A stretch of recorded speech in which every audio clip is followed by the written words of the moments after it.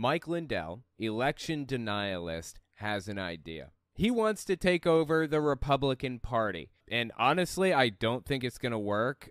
I don't think. It actually has a chance of working once you actually figure out what his full-blown plan is. So let's talk about it and see what the chances are that it's actually going to be successful. Deeply entertaining to watch either way.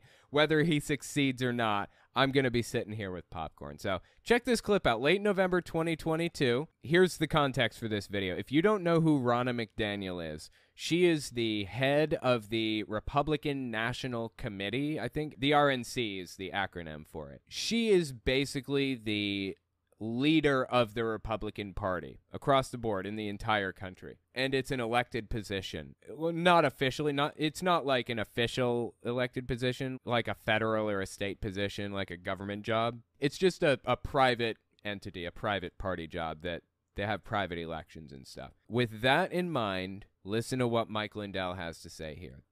Guys, if you support me running for against Ronna McDaniel, please email me. I'm not going to be able to email you back, but I want to read all this. I want the feedback. I want to know anything you see negative about it. One of the things I will tell you, there will never, ever stop to get rid of these machines and make this the best elections in world history in our country.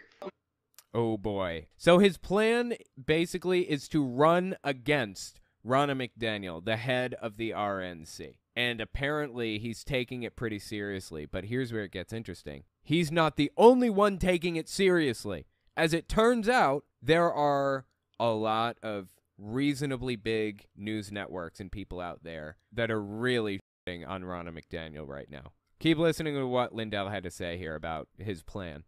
We need some, everybody, and I would Dude, he sounds kind of drunk, right?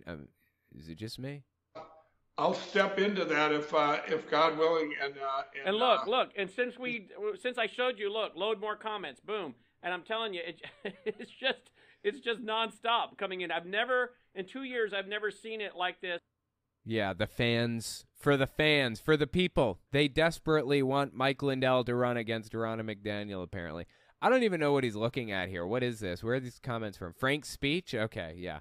I imagine that Mike Lindell's comment section is going to want Mike Lindell to run against him. That doesn't mean anything to me. But there are others out there who desperately want him to also, and they're not nobodies. Keep listening to this, though. There's more. Check out Mike Lindell talking about it again, late November 2022. But yeah, I've been doing my due diligence the last few days. Steve, the RNC. This is Steve Bannon. It's such a big institution, and it's so important, and it's failed us. And I've talked to big donors now in the last 3 days. I've talked to many of the state leads, and every one of them says we got to have a different leader, a different input to get a different output. I'm learning so much about it, and like I do anything, I'm going to do my due diligence, and then I'm going to say, hey, where are the holes here, and can I be that right person to fill that lead? That's what she said. When you look at the RNC like a business, and they have failed us, and you got to look, why have they failed? You got 2018, 2020, 2022, the triple F, okay? Now, if you're... Okay, this is what I find fascinating. Yeah, 2018, Republicans failed miserably. That's true. You know why? Because Donald Trump was deeply unpopular in that moment, and Democrats came out to vote. They wanted to take the House and the Senate back, and that's what happened in 2018. Trump was in his first term, his only term now, as we know, and he had been in that position for 2 years. That's usually what happens. You know, Obama's first term as president, the midterm election, like 2 years after he was first elected, he lost a bunch of seats in Congress too. I think he lost like 60 seats or something. It went like 60-seat majority Republican at the time. So that's not unexpected in 2018. But Republicans lost. That's the bottom line. They lost the Senate and the House in 2018. And they lost the House and the Senate in 2020 also, in addition to 2018. This is the first win that Republicans have had in basically 4 years or 6 years or something. 2022, they took the House back. Barely. And Democrats took the Senate. So he's absolutely correct. The RNC is failing somewhere along the line. But here's where it gets really interesting. The dude isn't getting the message. The message from the 2022 election was Trump is deeply unpopular. People hate the guy. They don't like him. They don't want anything to do with him or his endorsements. You're not going to win an election if you're a MAGA person. That was the bottom line, the thing that they should have learned from 2022. And until they learn that lesson, they're going to keep losing politically. They're going to keep losing. But Mike Lindell doesn't see it that way. He thinks MAGA is super, super popular incorrectly. And the solution is to infiltrate the RNC, take it over, and turn it into Trump land. Great. Do it. I love it. They'll never win another election that way. That sounds fantastic to me. I would love it if he actually ousted Ronna McDaniel, because he would turn the Republican Party into an even bigger clown show than it already is. And as we've learned over the past, as he said, 6 years, the MAGA movement is not popular with independents, who ultimately is who decides who wins elections. They're going to lose perpetually if they try to take over the RNC. If the RNC tries to stick to Donald Trump, they're going to lose, in my opinion. Failed us, and you got to look, why have they failed? You got 2018, 2020, 2022. They failed because Trump is deeply unpopular among independents. The triple F, okay? Now, if you're CEO of any other business, you get replaced. The RNC is a mess. You don't have the donors are upset. They want results. All the people I've talked to within the organization are upset because some of them are quitting. Some of them are glad they're termed out. It needs to be fixed, and I believe that it can be fixed. And real fast. Yeah, please get in there and quote-unquote fix it for us. I'd love to see that attempted. So what's his plan when he gets in there and replaces Ronna McDaniel? Check this one out. Late November 2022, he explains his plan for us. Because that's just the way it should be. Anybody out there that won, any Republican that won in this country, in this race, should demand a new election themselves in other states too. I mean, oh, dude, I am loving this. This is a fantastic platform. This is great. I love everything about it. Absolutely. Infiltrate and do a hostile takeover on the Republican National Committee, and then force every Republican who won a race to resign until a new election takes place. I love it. I love it to death. Fantastic. That's what we have to have. Paper ballots hand counted. He wants paper ballots hand counted. He would not have the power to enforce something like that, almost certainly, as the RNC chair. I mean, he could request it, and his voice would probably have some weight, but the people who would have to decide that would be the secretaries of state and the governors and people like that. That's who would have to decide that stuff. Here's another piece of the party platform I guess he would try to implement if he successfully took over the RNC. Check this one out. We have cyber evidence of a 37,000 vote flip on the Kari Lake race on Thursday after the election. No, you don't. That does not exist. Completely fabricated. You know how he came to the conclusion that the Kari Lake election was stolen? He's using something called the Edison report, which is basically exit polling. So here's what he believes. He thinks exit polls are perfectly representative of how people voted. So let me explain the process. We've got a whole section of time, I think 2 weeks, where people have the choice to come in early and vote. You don't have to do it on voting day. There's early voting. And then there are also mail-in ballots. Mail-in ballots are an option too. And then there's a tiny little slice of time in a single day that people have the option of going in and voting. And that small slice of time on voting day is when Edison Research shows up to polling locations, some of them, some polling locations, and asks some people, random subset of them walking out of the precincts, how did you vote? Why did you vote that way? You know, what's your ethnicity and what was your thought process and all of that other stuff. That's what the Edison report does. Completely ignoring early votes and mail-in ballots, of course. They have no other option. So Mike Lindell's claim here... of a 37,000 vote flip on the Kari Lake race on...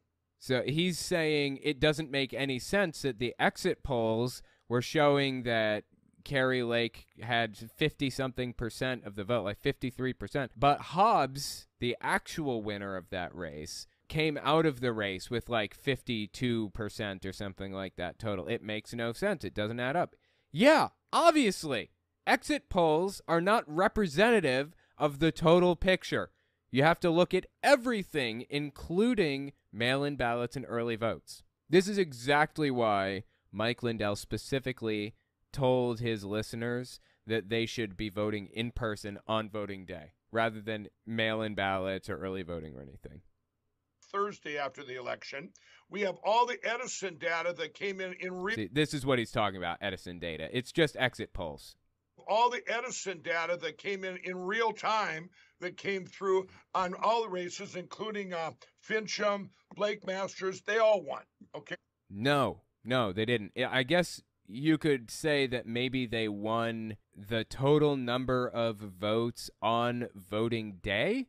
That does not account for early voting or mail-in ballots by any stretch of the imagination. And honestly, I'm not even convinced that they won like voting day votes. Like it's like he has no idea how this works, but he does. He knows exactly how this works, which leads me to the conclusion that the guy must be lying.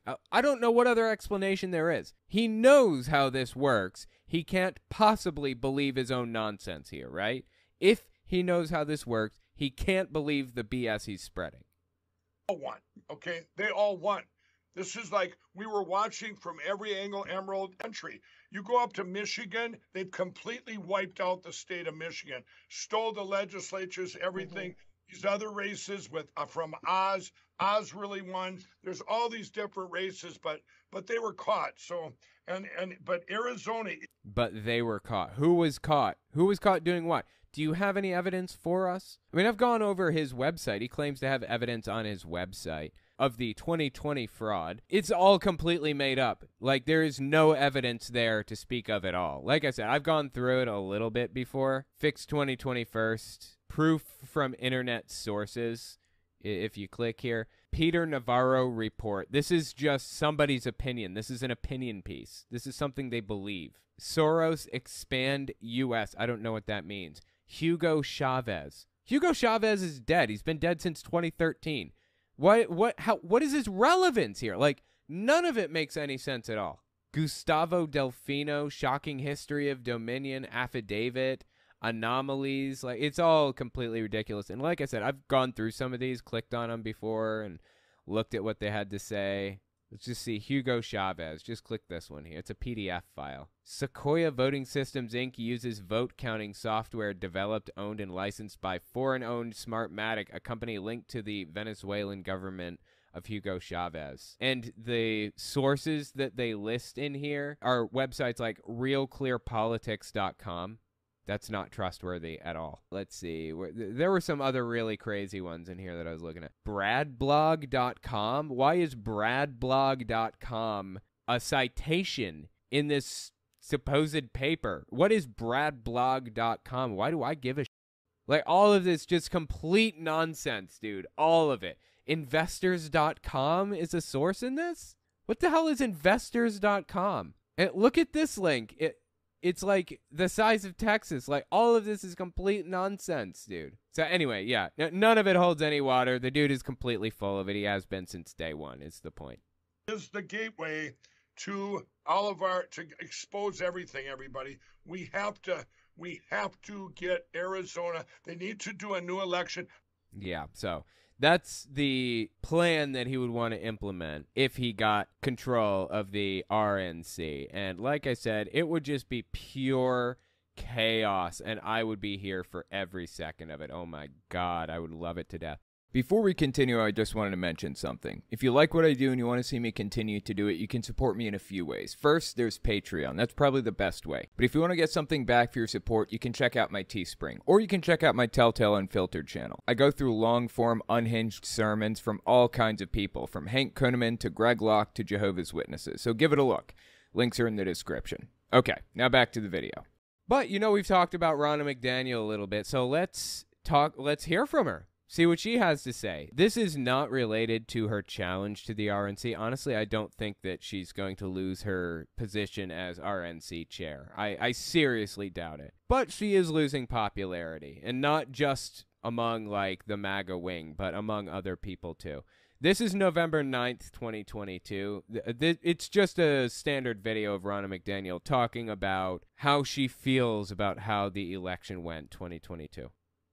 We won with Monica De La Cruz in Texas 15. We won with Wesley Hunt. We picked up 2 seats, and Abbott won against the third-time loser, Beto O'Rourke, despite all the money that he had. We beat Stacey Abrams. We retired Sean Patrick Maloney, the head of the DCCC. We beat Elaine Luria, who ran the January 6th committee. This is a good night for Republicans, and anybody saying otherwise is just wrong. No, it was a bad night for Republicans. Of course she would say it was a good night because her job depends on it being a good night. But, you know, Lindell is correct. She lost, Ronna McDaniel and the RNC in general, the Republican Party, lost 3 elections in a row. 2018, 2020, 2022. They lost pretty badly. They did retake the House in 2022, that's true, but just barely. And people are going to blame Ronna McDaniel. They are currently, right now, they're blaming her. Here's just one example of a high-profile person, Kristi Noem, governor of South Dakota, blaming Ronna McDaniel for the loss. Although, if I'm going to be honest, I think it was Donald Trump's fault that they lost. And Trump is absolutely obsessed with controlling the party himself, the Republican Party. He wants to be the Republican Party. Unfortunately, they're just going to keep losing as long as that's the case. So I don't really blame Ronna McDaniel. I blame Trump. But anyway, listen to Kristi Noem talk about Ronna McDaniel and how she feels about her. Late November 2022. Where do you see the future of the GOP going? Do you support Ronna McDaniel? Should someone else have that position? This is the lead spot of running campaigns and raising money. How should the GOP move forward? Listen, Sean, we need to win. I mean, that's just the fact. Our kids' future depends on it. So, you know, we really all have a responsibility to message what Republican policies bring to this country. And I don't know a party that can continue to lose like we have and keep their jobs. Everybody needs to evaluate what we are doing and is it effective, and are we messaging truly that our policies work? Listen, They don't have policies. The Republican Party gave up on policy like a long time ago, years ago now, actually. The Republican Party is all about hating the left and loving Donald Trump. That's been their plan for at least 4 years, or 6 years now. It's been 6 years that they've been doing that. And it hasn't worked for them. They've given up on policy entirely, and now they're trying to make people hate their enemies more than they hate themselves. That has been the ultimate goal. So no, your policies aren't working because you have none. If you want to get back on track, make Ron DeSantis the head of the party rather than Donald Trump. Unfortunately, Donald Trump isn't going to take that sitting down, and he is most definitely going to tear the party in half and create a brand new party, which, by the way, he's already named. The Patriot Party is what he's going to call it. Trump will never win another election, and the Republicans will never win another election either. This could actually be the best thing for democracy in the history of the United States. Listen, we ran against Joe Biden in this last election. I had a big win here in South Dakota, but I didn't just talk about how bad Joe Biden was. I talked about all the good things we did here in our state together. Okay, why are you even talking about how bad Joe Biden is? What does that have to do with policy? She's trying to make a point about how, you know, going with policy and all this stuff. Great. What does Biden have to do with any of that? That's a personality contest thing. But she seems to be catching on here. She seems to be pointing out accurately that screaming about how evil your enemy is isn't actually working. You need to talk about policy a little bit too. This personality test thing is not working for them, we've come to find. This is by no stretch of the imagination the first time Ronna McDaniel has been challenged, though. Back in November 2021, Ronna McDaniel used the official Republican account, or the RNC account, or GOP or whatever, on Twitter to say it's a big tent and we celebrate our LGBT members, or some other thing like that. I don't remember. It was some super vanilla endorsement of their LGBT voters that they're trying to include in the party or whatever. It was so milquetoast and weak, but people lost their minds over it. The problem is that the Republican Party has never and will never tolerate diversity. It is a white supremacist Christian party. That's what it's all about. If you're not white and if you're not Christian, then you're not a Republican. That's the way that they view it. And as a result of her going out there and saying, thank you so much for voting for us LGBT people, trying to expand the party a little bit intelligently, Tony Perkins, leader of far-right extremist think tank that has its own Southern Poverty Law Center website, its own article on their website. He's the leader of that. I think it's the Family Research Council is what it's called. He went out there and started talking about Ronna McDaniel too, saying that she should be removed. There's a lot of RNC members in leadership positions that are upset about this because they were not told. This was something that Ronna did on her own. Quite frankly, I think it's time for her to... Something that she did on her own? You mean just thank her LGBT voters? Are you kidding me? This is something that you have to get clearance for from everybody else? It's time for her to take up something else and leave the party to those who I think can chart a path forward, restore what has been lost, and make sure... Dude, what's been lost by expanding the tent, making it a bigger party, and accepting LGBT members? This blows me away. But you know what blows me away even more? The fact that LGBT people ever thought the Republican Party would accept them at any point in time, ever. How did they come to that bizarre, unhinged conclusion, really? Did you not know what you were signing up for when you became a Republican? Really? Lost, and make sure that the Republicans, the conservatives, regain the majority both in Congress and continue to see victories and gains in states across the nation. So again, this was 2021. We saw how that worked out for them. So she needs to step down, is what you're saying? I think so. Yeah, I think she needs to step down. I think she has outlived her purpose at the RNC. Ouch. Yeah, that's rough. So Ronna McDaniel is not the most popular person alive right now, and she has a challenger, and that challenger is none other than our very own Mike Lindell. And oh my God, I am here for this. I am here to see how this unfolds, and I will be eating popcorn the entire time. Let me know what you think in the comments.